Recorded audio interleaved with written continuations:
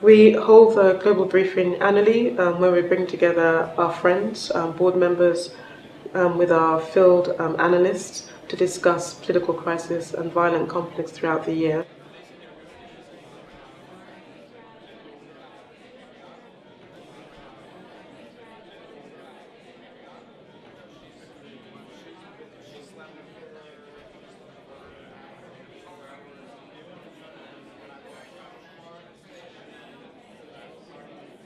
My name is Louise Arbour. I am the President and Chief Executive Officer of International Crisis Group. As I begin to highlight what I view as the shortcomings of existing frameworks for conflict prevention, I want to stress that some of it is actually working, and that what is not working is fixable. So let me first turn to international criminal justice, which is now anchored, as you know, in a decade of work by the International Criminal Court. I don't think that we have yet resolved the inevitable tensions between peace and justice in a really workable fashion.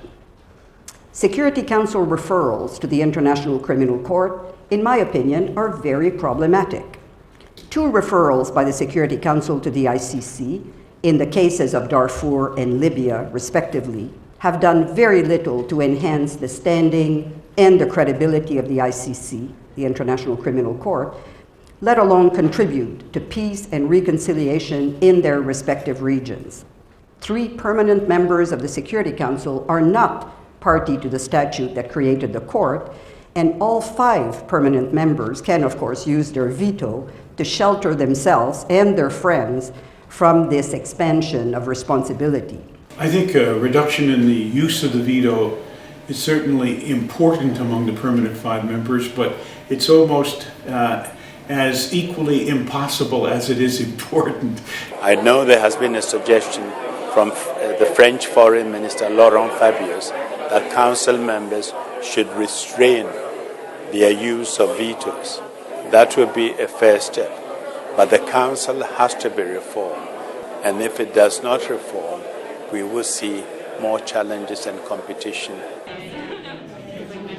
Now let me turn to R2P, I think a doctrine that's very familiar to most of you. Despite early attempts to focus on prevention by all means short of the use of force, in reality, the debate over R2P has focused mostly on its sharp end, how to mobilize international support for using military force against a government unwilling or unable to protect its own people.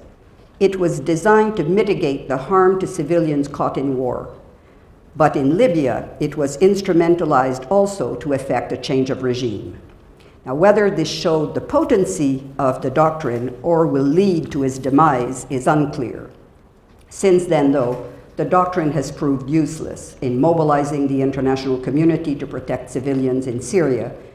R2P is a new emerging norm, which I believe is going to make a difference.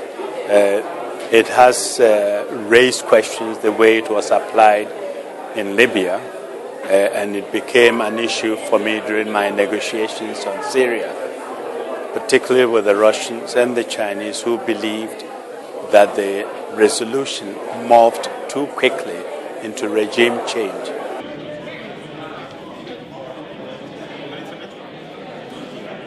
And now we have a genuinely multipolar world, which is in many ways a good thing. But as a result, we don't really have the power to enforce the rule of law in the world. Third, let me say a few things about peacekeeping. And let me give you some examples. The newly deployed so-called intervention brigades in the Democratic Republic of Congo.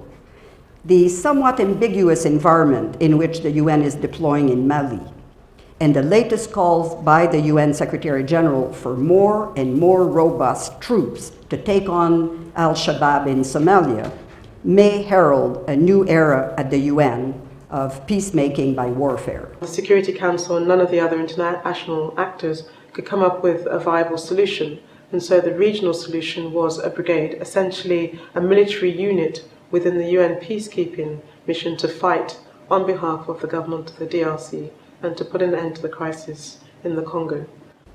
Do keep in mind over the next 2 days that events each year expose new weaknesses and contradictions in the very doctrines and institutions, the tools we have for conflict management.